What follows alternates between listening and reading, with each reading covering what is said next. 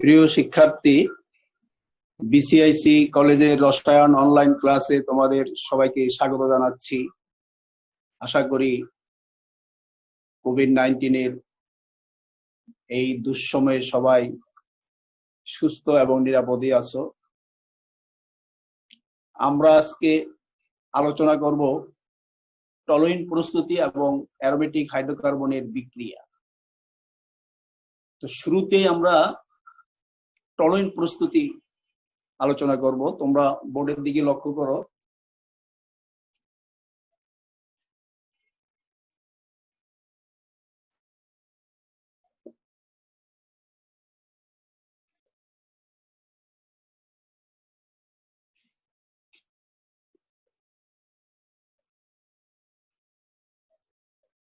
Toluene প্রস্তুত করা যায় তিনটা পদ্ধতিতে। এক নম্বর পদ্ধতি হচ্ছে ওর্টস-ফিডিক বিক্রিয়ার সাহায্যে, নম্বর পদ্ধতি হচ্ছে ফিডেল ক্রাফট বিক্রিয়ার সাহায্যে, আর 3 নম্বর পদ্ধতি হচ্ছে এন হেপটেন বিক্রিয়া।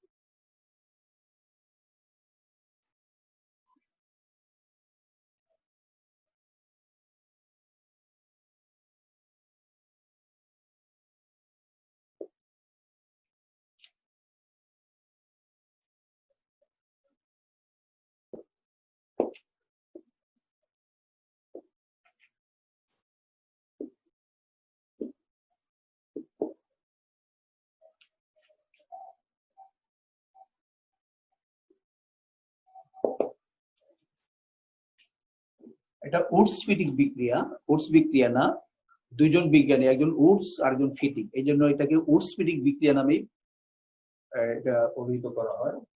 তাহলে ওর্টস-ফিডিক বিক্রিয়া সাহায্যে কিভাবে করা হয় তোমরা বিক্রিয়া লক্ষ্য করো।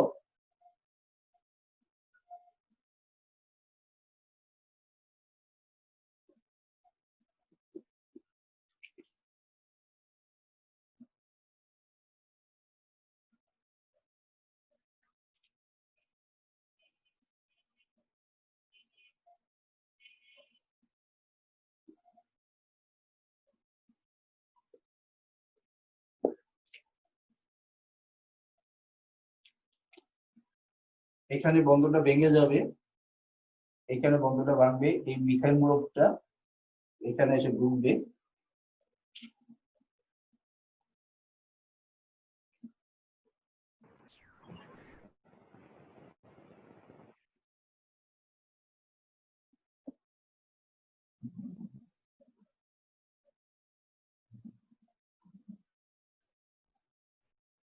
তাহলে দেখো এক্ষেত্রে ক্লোরোবেনজিন এবং মিথাইল ক্লোরাইডকে শুষ্ক ইথার দ্রাবকে দ্রবীভূত ধাতব সোডিয়ামের সাথে যদি বিক্রিয়া করা হয় তাহলে টলুইন পাওয়া যায়।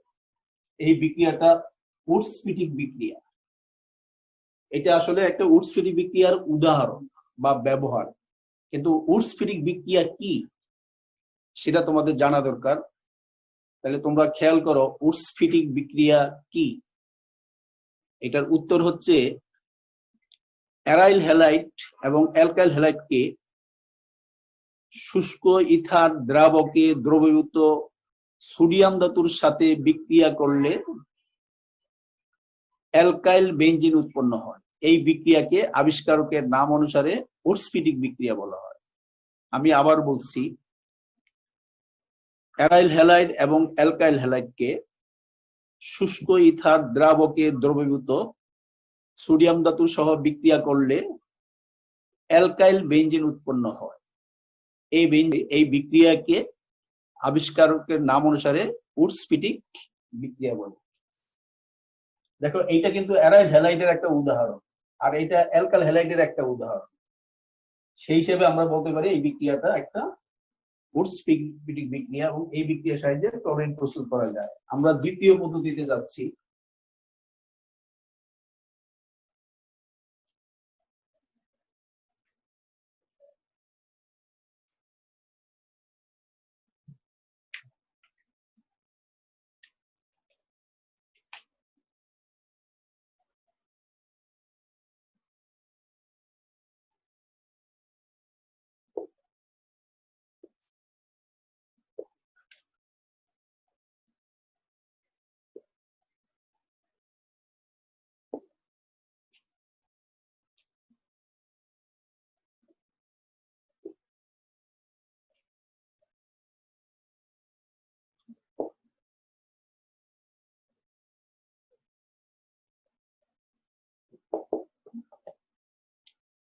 দেখো ফ্রিডেল ক্রাফট অ্যালকেলেশনের বিক্রিয়ায় এই বিক্রিয়ার সাহায্যে টলিন প্রস্তুত করা যায়। আমি বিক্রিয়াটা লিখছি আগে দেখো।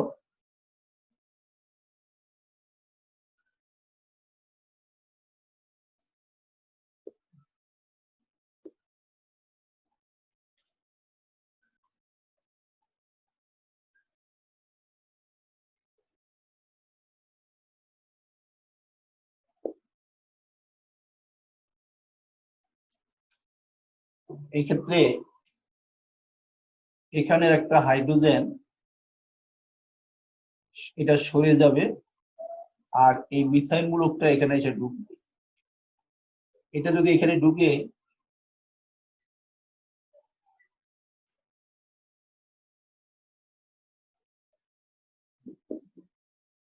আর এদিকে এই হাইড্রোজেন এবং ক্লোরিন বিক্রিয়া করে HCl তৈরি হবে, এটাই টলুইন। দেখো এই বিক্রিয়াটাকে আমরা এখানে সরাসরি বলতে পারি শুষ্ক অ্যালুমিনিয়াম ক্লোরাইডের উপস্থিতিতে মিথাইল ক্লোরাইডের সাথে বিক্রিয়া করলে টলুইন বা মিথাইল বেনজিন পাওয়া যায়। এই বিক্রিয়াটাকে ফ্রিডেল ক্রাফট অ্যালকেলেশন বিক্রিয়া বলে। আসলে এইটাও কিন্তু ফ্রিডেল ক্রাফট অ্যালকেলেশন বিক্রিয়ার একটা উদাহরণ বা প্রয়োগ, কিন্তু ফ্রিডেল ক্রাফট অ্যালকেলেশন বিক্রিয়াটা কি সেটা তোমাদের জানা দরকার। তাহলে আমি বলছি ফ্রিডেল ক্রাফট অ্যালকেলেশন বিক্রিয়া কি। বেনজিনকে যদি শুষ্ক অ্যালুমিনিয়াম ক্লোরাইড বা অনার্দ্র অ্যালুমিনিয়াম ক্লোরাইডের উপস্থিতিতে অ্যালকাইল হ্যালাইডের সাথে বেনজিন পাওয়া যায়, এই বিক্রিয়াকে আবিষ্কারকের নাম অনুসারে ফ্রিডেল ক্রাফট অ্যালকেলেশন বিক্রিয়া বলে। আর এই ফ্রিডেল ক্রাফট অ্যালকেলেশন নিয়ে আরো সামনে অনেক কথাবার্তা আছে, তোমরা সেটা পরে জানবে।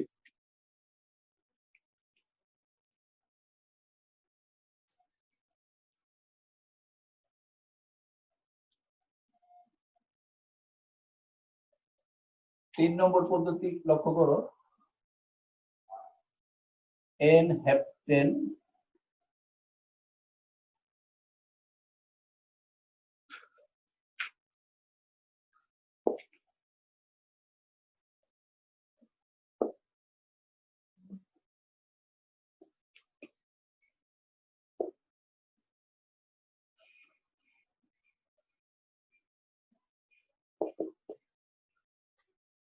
খেয়াল করো, এন হেপ্টেন এর অ্যারোমেটিকরণ প্রক্রিয়া।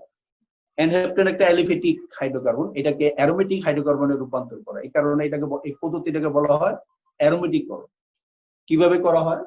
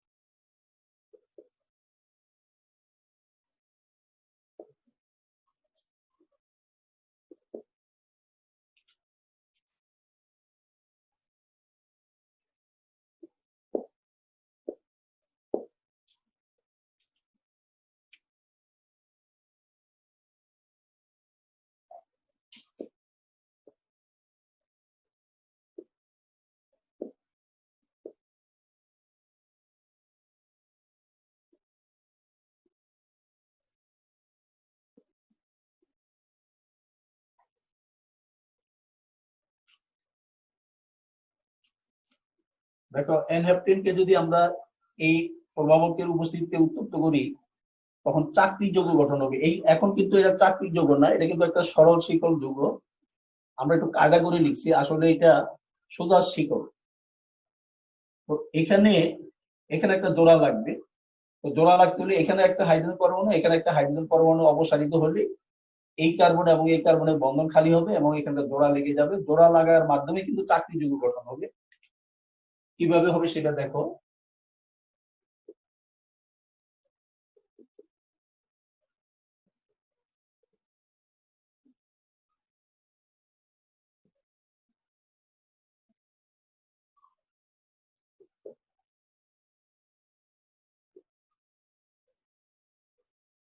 এখন এটা হয়ে গেল মিথাইল সাইক্লোহেক্সেন। এই চক্রটা হচ্ছে সাইক্লোহেক্সেন, এর সাথে মিথাইল মূলক আছে, এই জন্য এর নাম কি?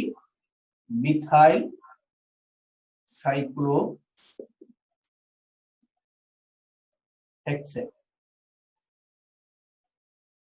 মিথাইল সাইক্লোহেক্সেন হয়ে গেল। এরপরে কি করতে হবে?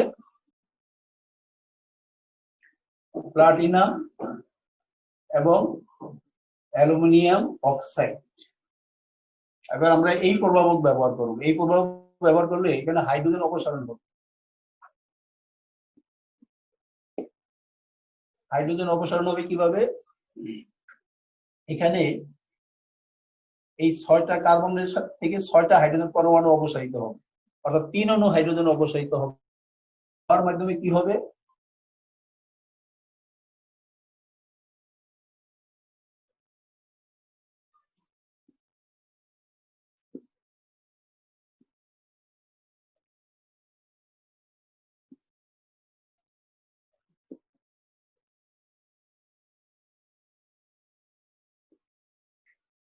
হয়ে গেল এটা টলুইন। তাহলে এভাবে আমরা 3টা পদ্ধতিতে টলুইন প্রস্তুত করতে পারি। আমরা এরপর চলে যাব অ্যারোমেটিক হাইড্রোকার্বনের বিক্রিয়া।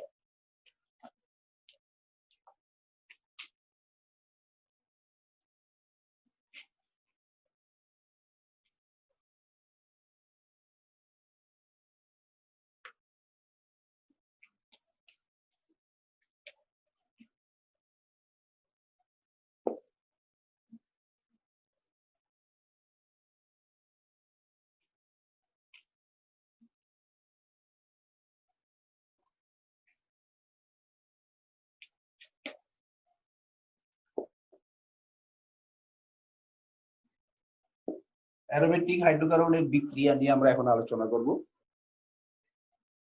অ্যারোমেটিক হাইড্রোকার্বন বিক্রিয়া বুঝতে হলে তোমাদেরকে বেনজিনের গঠন, প্রকৃত গঠন সম্পর্কে জানতে হবে, সেটা তোমরা খেয়াল করো।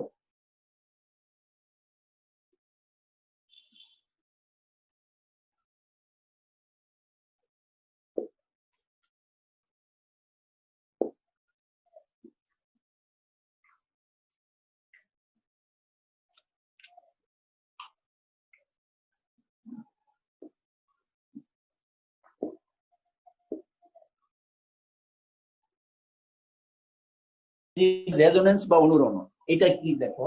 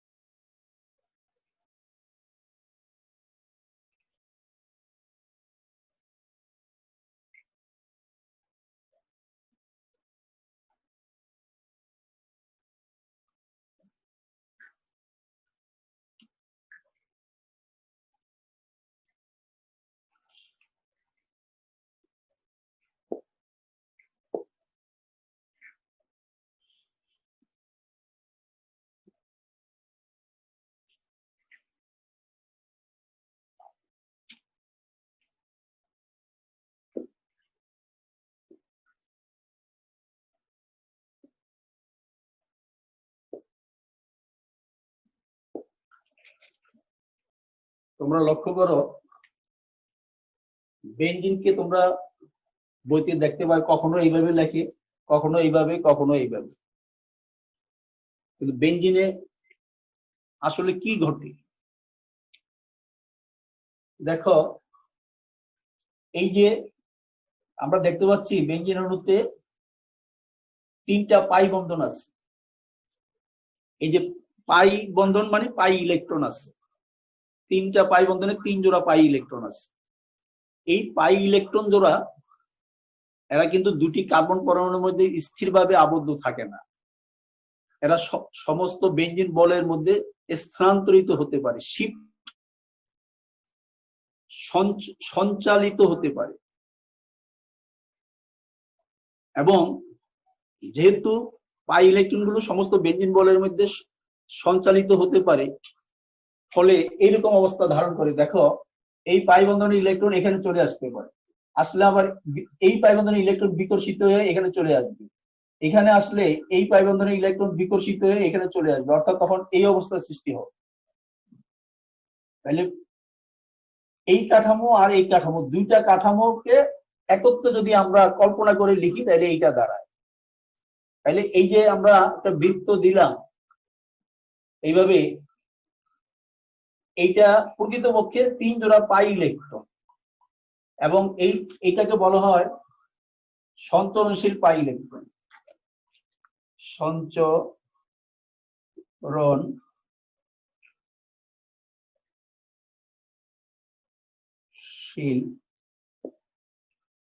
Pi electron.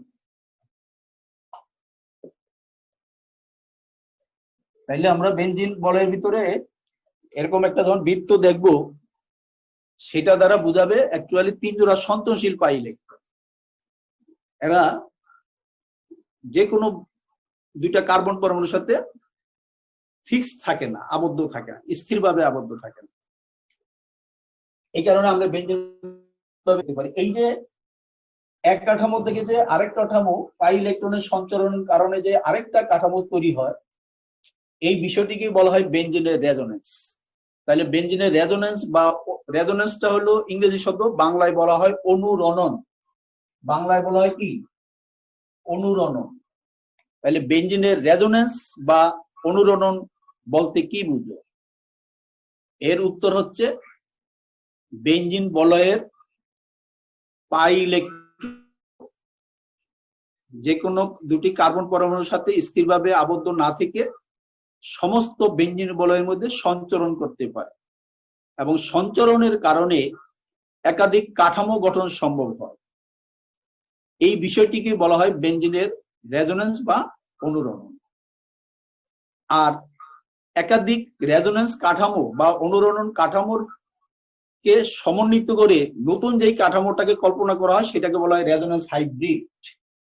এটাকে বলা হয় রেজোনেন্স হাইব্রিড, বা বাংলায় বলা হয় অনুরণন সংকর।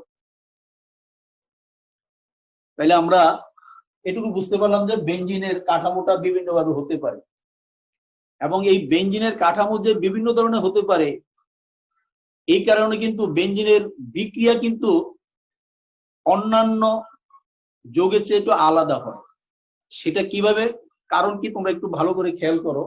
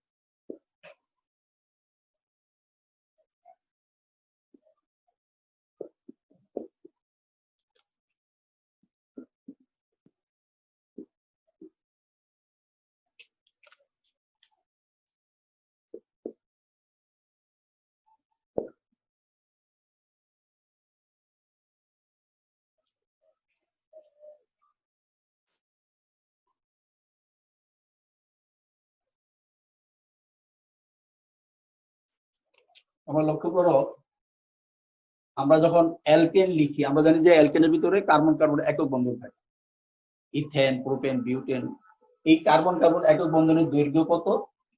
0.154 ন্যানোমিটার। অ্যালকিনে আমরা জানি কার্বন কার্বন দ্বিবন্ধন থাকে, যেমন ইথিন, এই কার্বন কার্বন দ্বিবন্ধন দৈর্ঘ্য কত? 0.134 ন্যানোমিটার। কিন্তু এই যে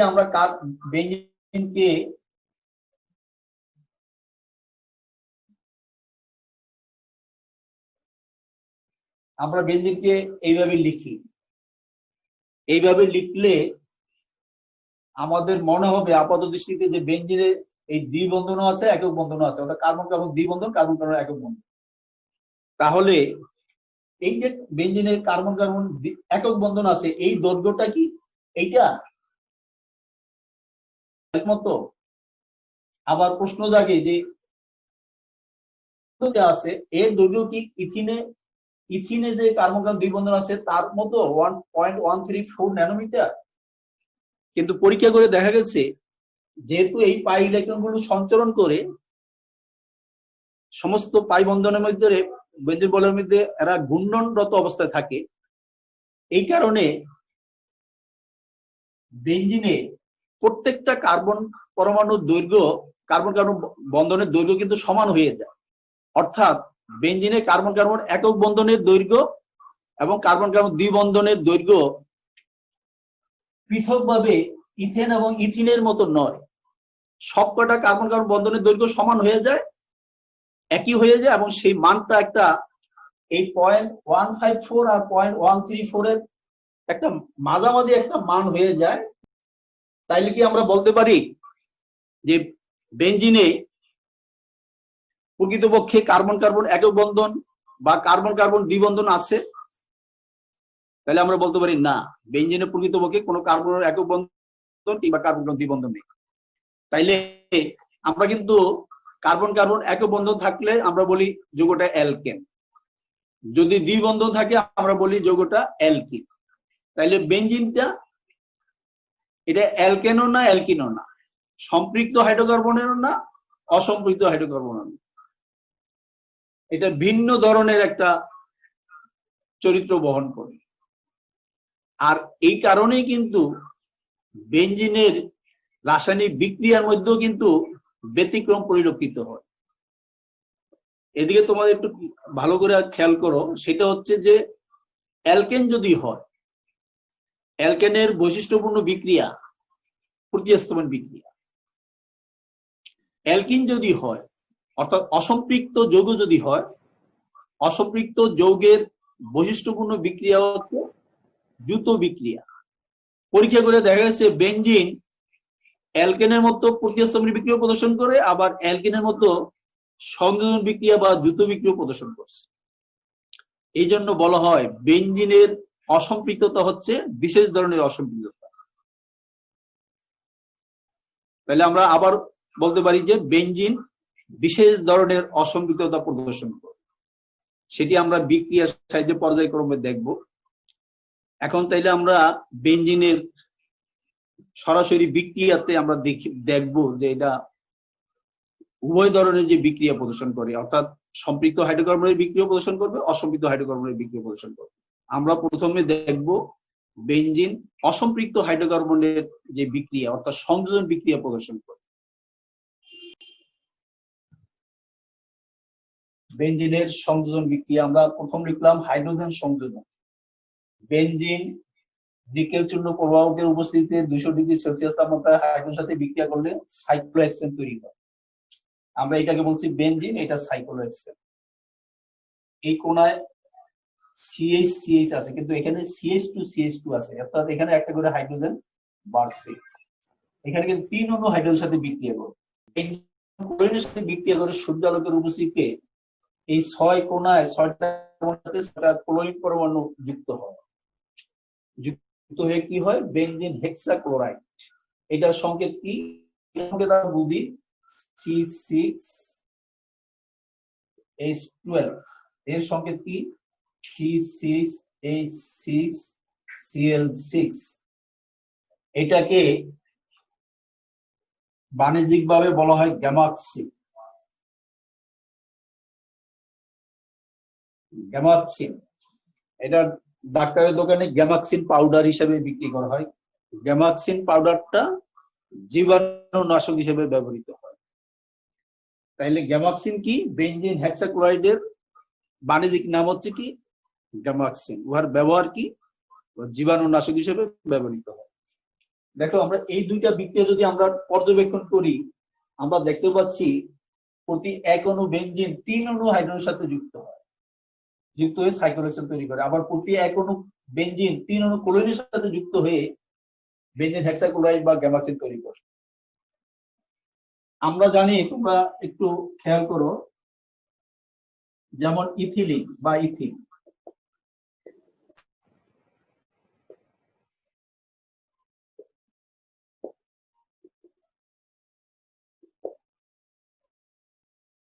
দেখো এই যে ইথিলিন বা ইথিনে একটা কার্বন কার্বন দ্বিবন্ধন আছে। একটা যখন দ্বিবন্ধন থাকে তখন এক অণু হাইড্রোজেন যুক্ত হয়। তাহলে এখানে এক অণু বেনজিনের সাথে যেহেতু 3 অণু হাইড্রোজেন যুক্ত হয়, কাজে এই বিক্রিয়ার সাহায্যে প্রমাণিত হয় যে বেনজিন অণুতে 3টি দ্বিবন্ধন আছে, 3টি কার্বন কার্বন দ্বিবন্ধন আছে। এই বিক্রিয়ার সাহায্যে একইভাবে আমরা বলতে পারি যে বেনজিন অণুতে 3টি দ্বিবন্ধন আছে। আমি আগেই বলছি তোমাদের যে এই বিক্রিয়াগুলো হচ্ছে সংযোজন বিক্রিয়া। সংযোজন বিক্রিয়া কাকে বলে? যখন দুটি অণু পরস্পরের সাথে যুক্ত হয়ে নতুন একটা অণু সৃষ্টি করে, এটিকে বলা হয় সংযোজন বিক্রিয়া বা দ্রুত বিক্রিয়া। আর এই সংযোজন বিক্রিয়া হচ্ছে পাই বন্ধন বা দ্বিবন্ধযুক্ত যৌগের বৈশিষ্ট্যপূর্ণ বিক্রিয়া। এই পাই বন্ধনটা এখানে, এই যে একটা পাই বন্ধন, এই পাই বন্ধনটা ভেঙে যায়, ভেঙে হাইড্রোজেন যুক্ত হয়। এখানে যেমন এই পাই বন্ধনটা ভেঙে যায়, ভেঙে এখানে হাইড্রোজেন এসে যুক্ত হয়। পাই বন্ধন যদি না থাকে, ওখানে আরেকটা অণু এসে সংযুক্ত হওয়ার সুযোগ পায় না। তাইলে আমরা এই সংযোজন বিক্রিয়ার সাহায্যে আমরা প্রমাণ করতে পারলাম যে বেনজিন অণুতে মোট তিনটি দ্বিবন্ধন আছে, এবং যেহেতু দ্বিবন্ধনের বিক্রিয়া করছে বা পাই বন্ধনের সংযোজন বিক্রিয়া করছে, আমরা অন্য ভাষায় বলতে পারি বেনজিন অণুর ভিতরে অসম্পৃক্ততা আছে, অর্থাৎ বেনজিন হচ্ছে অসম্পৃক্ত যৌগ। পরীক্ষায় প্রশ্ন আসে যে প্রমাণ করো যে বেনজিন একটি অসম্পৃক্ত যৌগ এবং উহার অণুতে 3টি দ্বিবন্ধন আছে। তখন তোমরা এই দুইটা বিক্রিয়ার সাহায্যে নিচে উপসংহার লিখবে যে এই বিক্রিয়ার সাহায্যে প্রমাণিত হয় যে বেনজিন একটি অসম্পৃক্ত যৌগ এবং উহার অণুতে 3টি দ্বিবন্ধন আছে। ঠিক আছে, আমরা সামনে পড়া যাচ্ছি।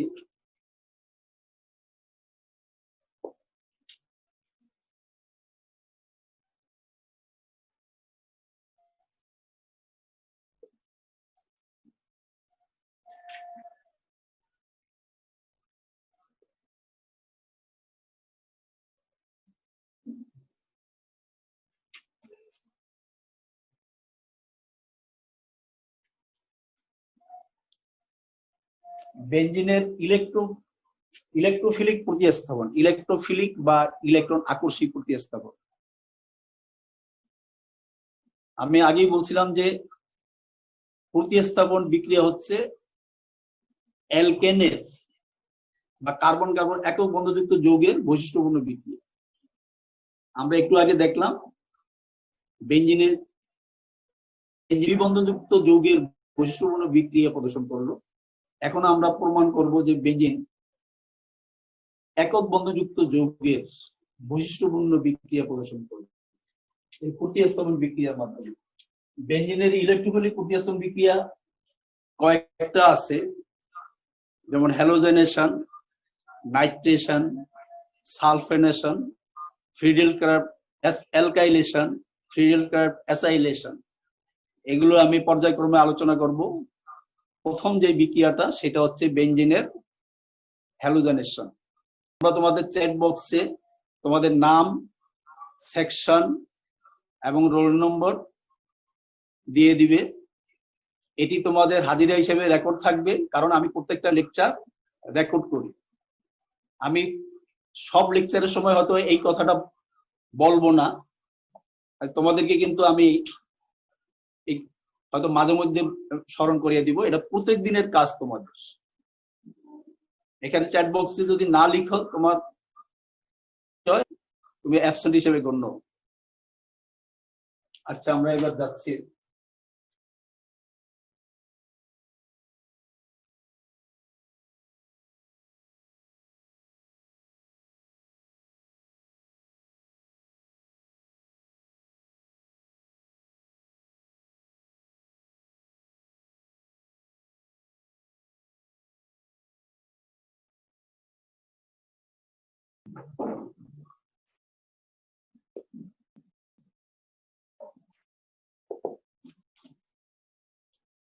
বেনজিনের হ্যালোজেনেশন, এটা আমি বিক্রিয়াটা লিখি।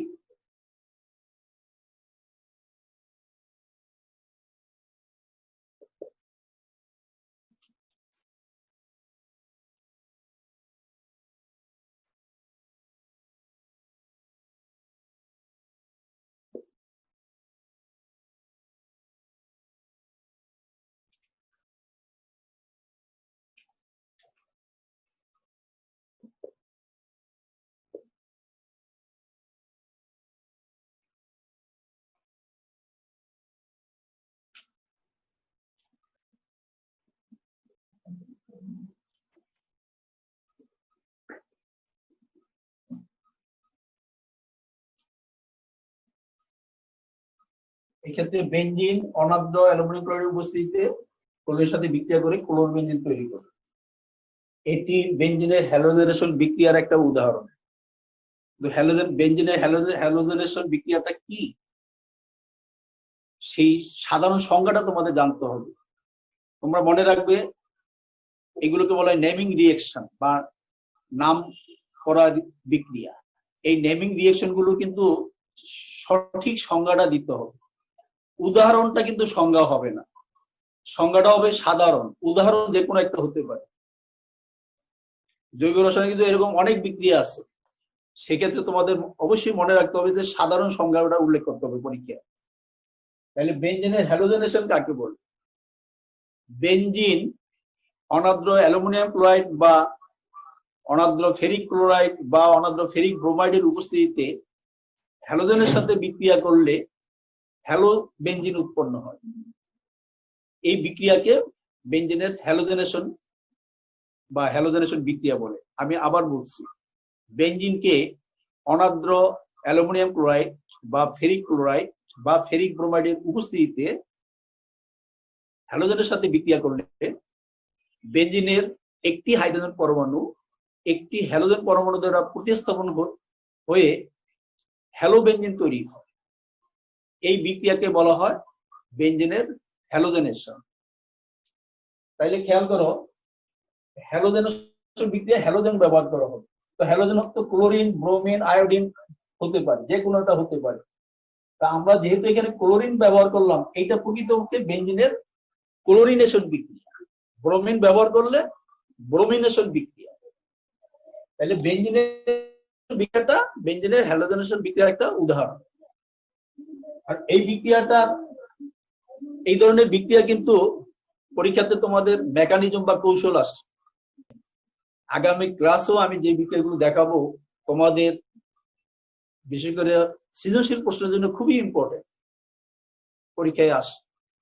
আমি এই বিক্রিয়াটার মেকানিজম বা কৌশলটা এখন দেখাচ্ছি। বিক্রিয়াটা কিভাবে আসলে সম্পর্কে আমরা সংক্ষেপে লিখলাম, এইভাবে আমরা বুঝলাম যে এখানে একটা হাইড্রোজেন পরমাণু একটা ক্লোরিন দ্বারা প্রতিস্থাপিত হয়েছে। তাইলে প্রশ্ন জাগে যে এই অ্যালুমিনিয়াম ক্লোরাইডের ভূমিকাটা কি? প্রশ্ন জাগে যে না দিলে কি হয়? আসলে এরও ভূমিকা আছে, সেটাই কিন্তু আমরা মেকানিজম বা কৌশল যদি ব্যাখ্যা করি সেখানে আমরা দেখতে পাবো।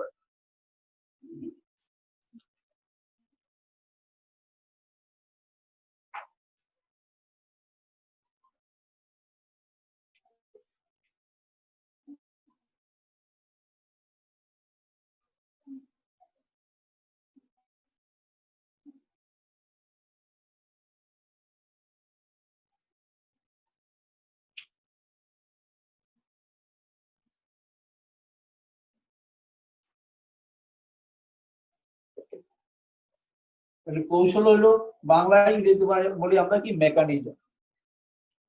এই ক্ষেত্রে কি ঘটে, এখানে প্রথম ধাপ,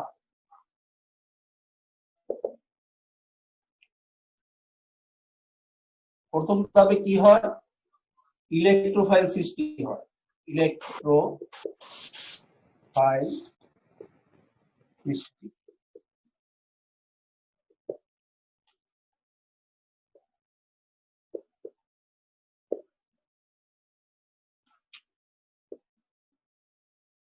তোমরা লক্ষ্য করো এই যে অ্যালুমিনিয়াম ক্লোরাইড, এটাকে বলে লুইস অ্যাসিড।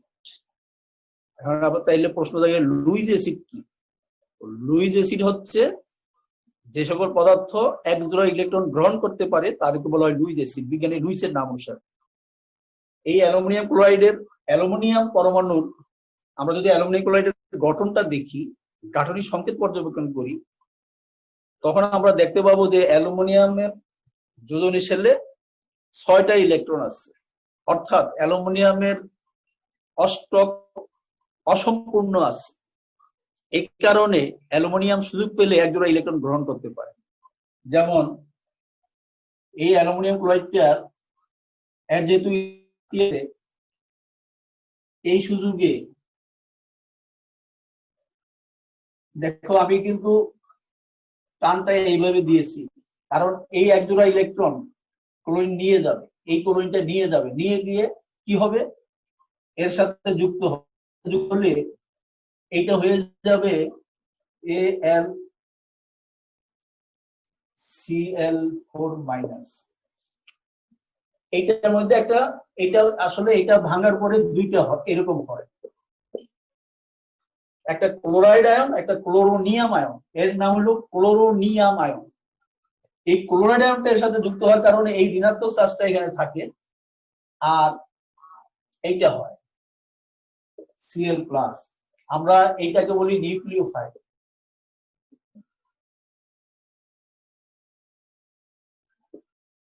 এটাকে বলি ইলেকট্রোফাইল।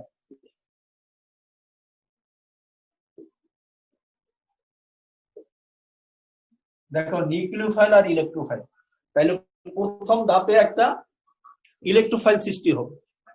এই ইলেকট্রোফাইল সৃষ্টির ধাপটা তোমাদের কিন্তু বুঝতে হবে, এবং যতগুলো এই ধরনের বিক্রিয়া আছে এই ইলেকট্রোফাইল সৃষ্টির ধাপটাই কিন্তু ইম্পর্টেন্ট, বাকিগুলো কিন্তু কমন ধাপ।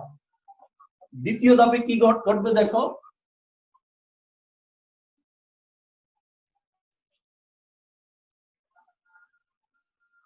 তোমরা এটা খেয়াল রাখবে যে এখানে একটা, এটা হলো ইলেকট্রোফাইল আর এটা নিউক্লিওফাইল, এগুলো পরে বিক্রিয়া করবে আবার।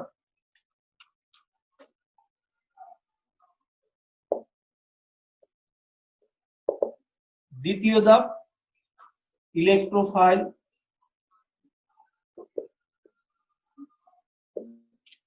কর্তৃক বেনজিন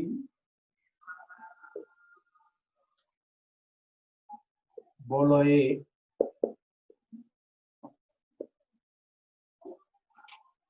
এবং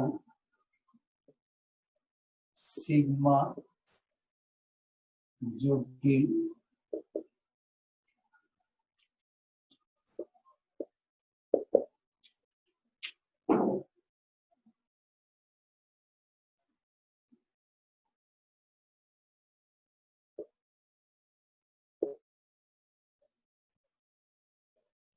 এই ইলেকট্রোফাইলটা বেনজিন বলে আক্রমণ করবে।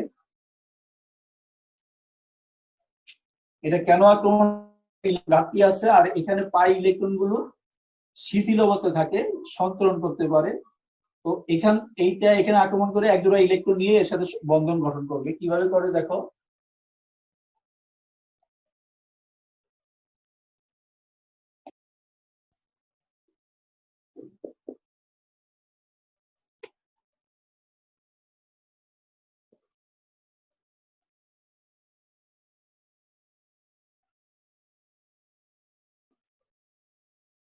এটাকে বলে সিগমা জটিল। দেখো এই 3 জোড়া ইলেকট্রন থেকে এক জোড়া ইলেকট্রন এই ক্লোরোনিয়াম আয়ন নিয়ে একটা সমযোজী বন্ধন গঠন করে।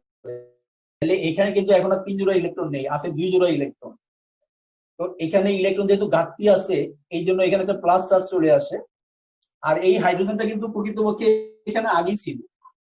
এটা সিগমা জটিল। কেন সিগমা জটিল বলা হচ্ছে?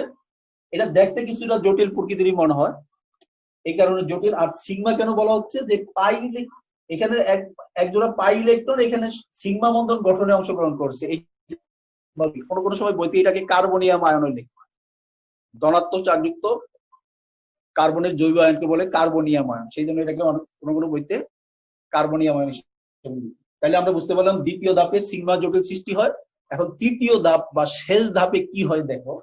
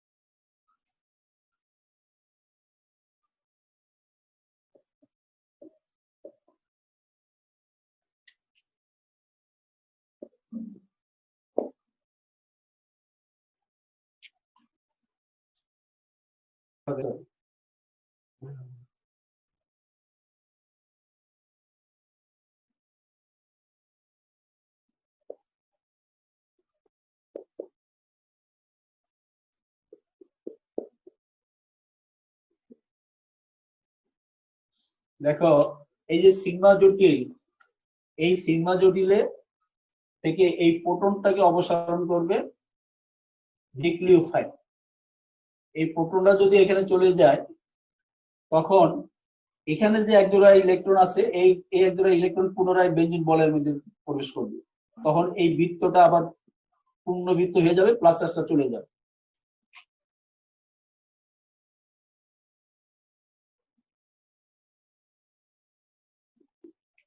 এই হাইড্রোজেন আর এখানে থেকে একটা ক্লোরিন যুক্ত হয়ে HCl তৈরি করবে, plus aluminium chloride. Aluminium chloride সেই পূর্বের অবস্থায় আবার ফিরে যাবে। তাইলে এইটাই কিন্তু প্রোডাক্ট বা উৎপাদন হয়ে গেল ক্লোরিন। তাহলে আমরা বুঝতে পারলাম যে এই ধরনের ইলেকট্রোফিলিক প্রতিস্থাপন বিক্রিয়াগুলো 3 ধাপে সংঘটিত হয়। প্রথম ধাপে একটি, দ্বিতীয় ধাপ কি করবে? সেই ইলেকট্রোফাইল বেঞ্জিন বলয়কে আক্রমণ করে সিগমা জটিল তৈরি করবে। সেটি কিন্তু ধীর গতির ধাপ, আমি এখানে লিখি নাই। সেই ধাপটি ইলেকট্রোফাইল যখন আক্রমণ করবে, ধাপটা হবে ধীর গতির। আর তৃতীয় ধাপে নিউক্লিওফাইল সিগমা জটিল থেকে একটা প্রোটন অপসারণ করবে, সেটা হবে দ্রুত গতির। এখানে দ্রুত লিখতে হবে। তো এইটা নিয়ে বেঞ্জিনের হ্যালোজেনেশন শেষ হয়ে গেল।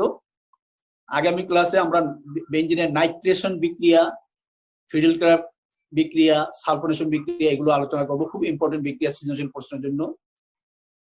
আজকে অনলাইন ক্লাস এখানে শেষ করছি। সবাই সুস্থ থাকো, ভালো থাকো। ধন্যবাদ।